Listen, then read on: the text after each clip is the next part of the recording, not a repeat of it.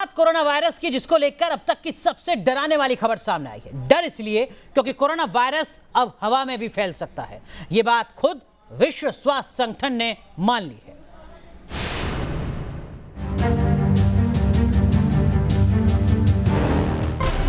क्या हवा में घूम रहा है कोरोना का जानलेवा वायरस?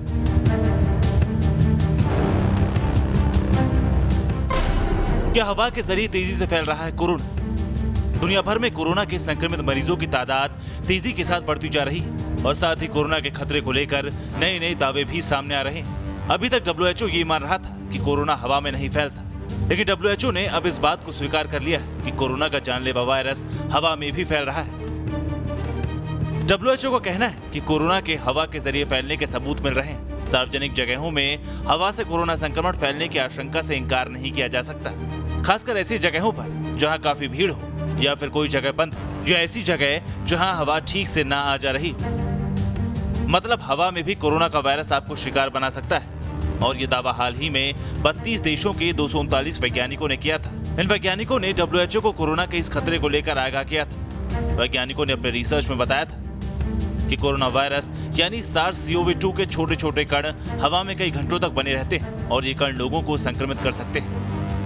दुनिया भर के एक्सपर्ट्स मान रहे हैं कि अगर हवा नहीं चलती तब भी कोरोना के कण 8 से 13 फीट तक फैल सकते हैं। रिसर्च के मुताबिक 50% नमी और 29 डिग्री तापमान पर कोरोना के कण हवा में घुल भी सकते हैं। मतलब साफ है कि जैसे जैसे दिन बीत रहे हैं, कोरोना के फैलने और इसके बढ़ते दायरे को लेकर रिसर्च के दावे डरा रहे हैं। और अगर हवा में कोरोना ने कोहराम मचाना शुरू कर दिया तो अंदाजा लगाना मुश्किल है कि खतरा किस कदर बढ़ रहा है। Team news nation. यकीनन कोरोना अगर हवा के जरिए भी फैल रहा है तो खतरा कितना बड़ा है आप समझ सकते हैं, लिहाजा जरूरत है सावधानी की। लेकिन इन सब के बीच कोरोना महामारी का डर लोगों के दिमाग पर इतना असर डाल रहा है कि लोग मानसिक तौर पर बीमार हो रहे हैं। कई रिसर्च में यह खुलासा हुआ है कि सामान्य सर्दी जुकाम होने पर भी लोगों के दिमाग में सिर्फ और सिर्फ कोरोना घूम रहा है। सामान्य सर्दी जुकाम होने पर भी दिमाग में घूम रहा है कोरोना। सामान्य फ्लू के लक्षण दिखने पर भी टेंशन में जी रहा है इंसान। कोरोना ने हर शख्स को इतना डरा दिया है कि दिन रात दिमाग में कोरोना से कोहराम मचा है। सोते जागते हर वक्त लोगों को यही टेंशन हो रहा है कि कहीं मुझे कोरोना न जकड़ ले, और यही तनाव इंसान के दिमाग को बीमार बना रहा है, उसके दिमाग पर अटैक कर रहा है। यूनिवर्सिटी कॉलेज ऑफ लंदन की रिसर्च के मुताबिक कोरोना के मरीजों में स्ट्रोक, साइकोसिस और डिमेंशिया जैसी गंभीर बीमारियां पैदा हो रही हैं। मतलब कोरोना वायरस संक्रमित मरीजों के दिमाग को डैमेज कर सकता है। कोरोना से दिमाग पर खतरे को लेकर लगातार रिसर्च हो रही है, जिसके नतीजे काफी डराने वाले हैं। इससे पहले लैंसेट साइकेट्री में छपी एक स्टडी में 125 कोरोना मरीजों पर सर्वे किया गया था। इन मरीजों में किसी न किसी तरह की न्यूरोसाइकियाट्रिक परेशानी थी। इस स्टडी के मुताबिक इनमें से 57 मरीजों को ब्रेन स्ट्रोक, 39 मरीजों को एंसेफेलाइटिस, 10 मरीजों को साइकोसिस यानी एक तरह का पागलपन और 6 मरीजों में डिमेंशिया यानी दिमाग पर नियंत्रण न रहने की समस्या देखी गई थी। इसके अलावा लोग कोरोना नहीं होने पर भी इतने परेशान हैं कि सिर्फ सर्दी जुकाम होने पर भी डॉक्टरों से कंसल्ट कर रहे हैं। किसी व्यक्ति को किसी प्रकार का दर्द या अन्य कोई शिकायत होती है तो उसे कोरोना से जोड़कर देख रहा है, और यही डर लोगों के दिमाग पर बुरा असर डाल रहा है। Team news nation. चलिए बात करते हैं पाकिस्तान की। पाकिस्तान पर कोरोना की मार किस तरीके से देखने को मिल रही है। वैसे तो पाकिस्तान की अर्थव्यवस्था पहले से खस्ता हाल है, अब कोरोना ने उसकी मानो कमर तोड़ दी है। पाकिस्तान में बेरोजगारी को लेकर जो सर्वे सामने आया है वो हर किसी को चौंका रहा है।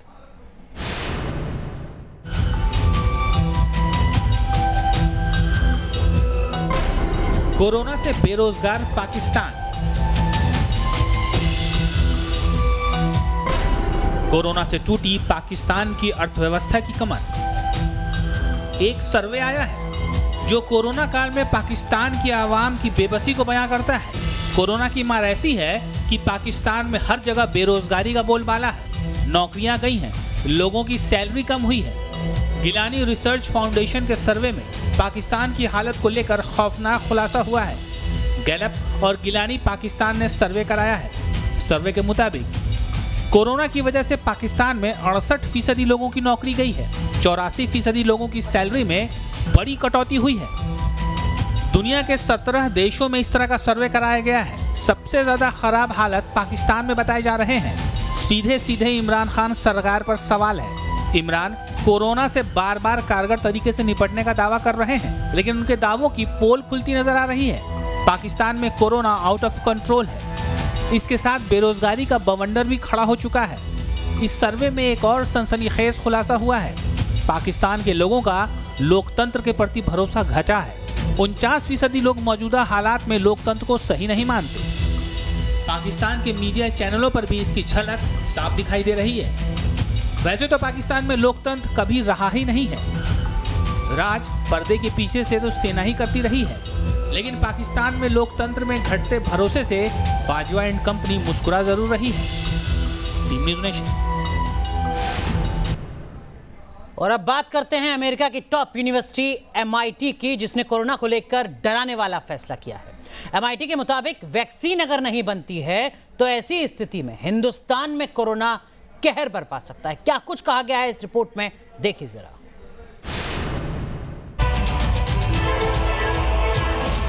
भारत में कहर साबित हो सकता है कोरोना। अमेरिका के MIT संस्था का बहुत बड़ा दावा। फरवरी 2021 तक भारत में हर दिन सामने आ सकते हैं 2.5 लाख से ज्यादा मामले। वैक्सीन नहीं आई तो भारत में तबाही ला सकता है कोरोना। अमेरिका की top university Massachusetts institute of technology की भारत पर की गई स्टडी में चौंकाने वाले खुलासे हुए हैं। MIT के रिसर्चर्स के मुताबिक अगर अगले साल की शुरुआत तक वैक्सीन नहीं आई तो दुनिया में कोरोना के 20 से 60 करोड़ के बीच केस होंगे। इनमें भारत सबसे ज्यादा प्रभावित देश होगा। इसके बाद अमेरिका, साउथ अफ्रीका और ईरान का नाम हो सकता है। इस बीच सोमवार को स्वास्थ्य मंत्रालय ने एक अहम जानकारी साझा की है। स्वास्थ्य मंत्रालय के मुताबिक देश भर में कोरोना वायरस की पॉजिटिविटी रेट 6.73% है। हेल्थ डिपार्टमेंट के मुताबिक केंद्र सरकार ने टेस्टिंग बढ़ाने, अच्छे तरीके से कॉन्टैक्ट ट्रेसिंग और सही वक्त पर क्लिनिकल मैनेजमेंट पर जोर दिया है। पॉजिटिविटी रेट बढ़ने की यही वजह है।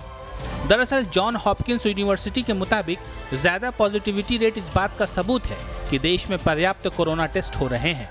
अगर कहीं कोरोना पॉजिटिव की दर ज्यादा है तो ये साबित होता है कि वहाँ बीमार और कोरोना के संदिग्ध रोगियों की परीक्षण दर ज्यादा है। मतलब साफ है कि देश में कोरोना से जंग कामयाबी के साथ आगे बढ़ रही है और एक दिन कोरोना से जीतेगा हिंदुस्तान। Team news nation. जी हां, तो हिंदुस्तान को भरोसा है कि वो कोरोना को जल्द से जल्द हराएगा। लेकिन इन सब के बीच एक बार फिर अंतर्राष्ट्रीय स्तर पर आतंकिस्तान की यानी पाकिस्तान की फजीहत हुई है। भारत ने पाकिस्तान को करारा जवाब दिया है। इमरान की अगुवाई में किस तरह पाकिस्तान में दहशतगर्दों को पनाह मिली है, इसका खुलासा भी हो चुका है।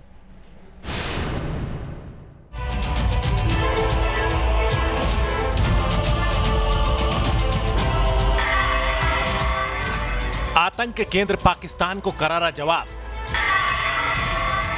UN के मंच पर फिर बेनकाब हुआ पाकिस्तान। दुनिया कोरोना संकट से निकलने की कोशिश में जुटी है। वहीं पाकिस्तान की फौज, वहां की खुफिया एजेंसी भारत में दहशतगर्दी की साजिश रच रही है। पाकिस्तान की इन साजिशों को भारत ने एक बार फिर अंतर्राष्ट्रीय मंच पर बेनकाब किया है। भारत ने संयुक्त राष्ट्र के मंच पर पाकिस्तान को आईना दिखा दिया है।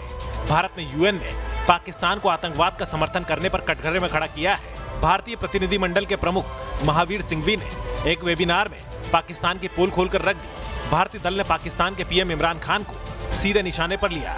महावीर सिंघवी ने कहा कि 25 जून को पाकिस्तान के PM ने संसद में ओसामा बिन लादेन को शहीद बताया था। इससे समझा जा सकता है कि किस तरह पाकिस्तान में अंतर्राष्ट्रीय आतंकवादियों को संरक्षण दिया जाता है। पाकिस्तान पर वार करते हुए भारतीय दल ने कहा कि इमरान खान ने खुद माना है कि पाकिस्तान में 40,000 आतंकी सक्रिय हैं और वो दूसरे देशों में आतंकी हमले के लिए जिम्मेदार है। संयुक्त राष्ट्र की रिपोर्ट में लश्कर और जैश के 6,000 से ज्यादा आतंकियों के अफगानिस्तान में सक्रिय होने की बात कही गई है। लिहाजा पाकिस्तान को खुद के अंदर झांकने की जरूरत है कि क्यों उसे आतंक का स्वर्ग कहा जाता है। Team news nation. और अब बात महाराष्ट्र की, जहां पर कोरोना के मामले तो लगातार बढ़ते जा रहे हैं, लेकिन इन सब के बीच जिंदगी को भी धीरे धीरे पटरी पर लाने की मुहिम जारी है। और इसी कड़ी में महाराष्ट्र में सख्त नियमों के साथ होटल और रेस्टोरेंट खुल गए। ये रिपोर्ट देखिए। कोरोना संकट के बीच जिंदगी पटरी पर लौटने लगी है। महाराष्ट्र में लॉकडाउन के बाद अब अनलॉक की तरफ कदम बढ़ाए जा रहे हैं। इसी कड़ी में महाराष्ट्र में नॉन कंटेनमेंट जोन में होटल्स और रेस्टोरेंट खुल गए हैं। हालांकि इसके लिए सख्त नियमों का पालन करना जरूरी है, जिसके मुताबिक होटल में सिर्फ 33% लोगों को रहने की इजाजत होगी। सभी ग्राहकों की थर्मल स्क्रीनिंग और सैनिटाइजर की व्यवस्था अनिवार्य करनी होगी। गेस्ट और कर्मचारी दोनों को मास्क पहनना जरूरी होगा। गेस्ट के पास आरोग्य सेतु ऐप होना जरूरी है और सोशल डिस्टेंसिंग का पालन करना होगा। तो साथ ही एसी का तापमान भी 24 से 30 डिग्री के बीच रखना होगा। क्या कहा गया, किस तरह से आप लोग ऑपरेट कर रहे हैं? खुशी की ये बात है कि आज से होटल शुरू करने की परमिशन दी गई है। गाइडलाइंस के हिसाब से 33% ऑक्यूपेंसी हो सकता है होटल का, एंड रेस्टोरेंट जो है वो सिर्फ इन हाउस गेस्ट के लिए है, आउटसाइडर्स और नेबरहुड लोगों के लिए, नेबरहुड गेस्ट के लिए नहीं है। फिलहाल the hotel is only operational for restaurants, is only operational for in house guest. Corona का संकट अभी टला नहीं है, ऐसे में राज्य सरकारें अपने हिसाब से लॉकडाउन का पालन करवा रही हैं। पश्चिम बंगाल में 9 जुलाई से नई शर्तों के साथ लॉकडाउन का ऐलान किया गया है, जिसके तहत शाम 5 बजे से लॉकडाउन रहेगा। तो बिहार के पटना में भी 10 से 12 जुलाई तक पूरी तरह लॉकडाउन होगा। T news nation. कानपुर में 8 पुलिस वालों का हत्यारा विकास दुबे अब तक फरार है। पुलिस उसकी तलाश में छापेमारी कर रही है। इस बीच विकास दुबे का सीसीटीवी फुटेज भी मिला है। यह वीडियो हरियाणा के फरीदाबाद का बताया जा रहा है। जानकारी मिली है कि कल विकास दुबे फरीदाबाद में ही छिपा हुआ था।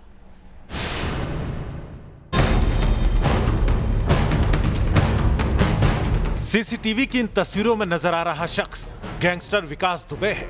ये वीडियो हरियाणा के फरीदाबाद का बताया जा रहा है। जानकारी के मुताबिक विकास दुबे फरीदाबाद में 2 दिन से रह रहा था। यहाँ बड़कल चौक पर एक होटल में छिपकर रह रहा था।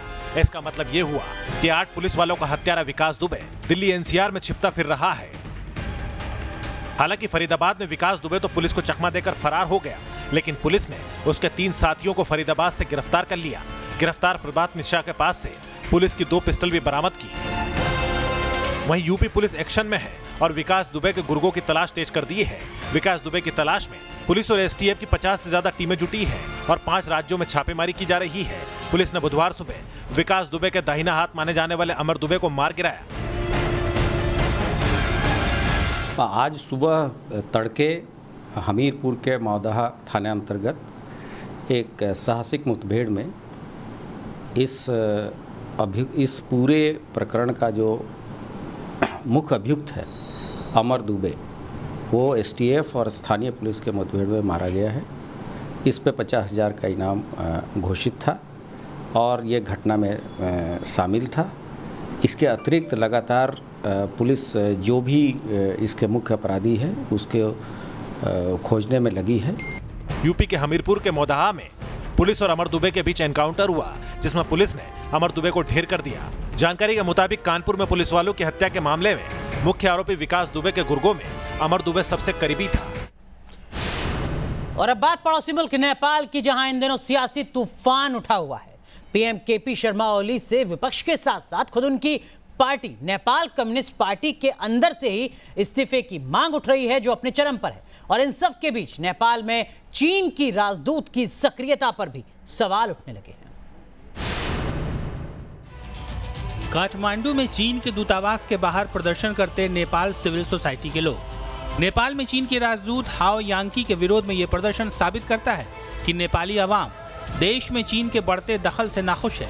नेपाल में चीन की राजदूत हाओ यांकी की कारगुजारी नेपाली अवाम और विपक्षी पार्टियों को नागवार गुजर रही है। लंबे समय से ये खबरें आ रही हैं कि नेपाल की सरकार को चीनी राजदूत अपने तरीके से चलाने की कोशिश कर रही हैं।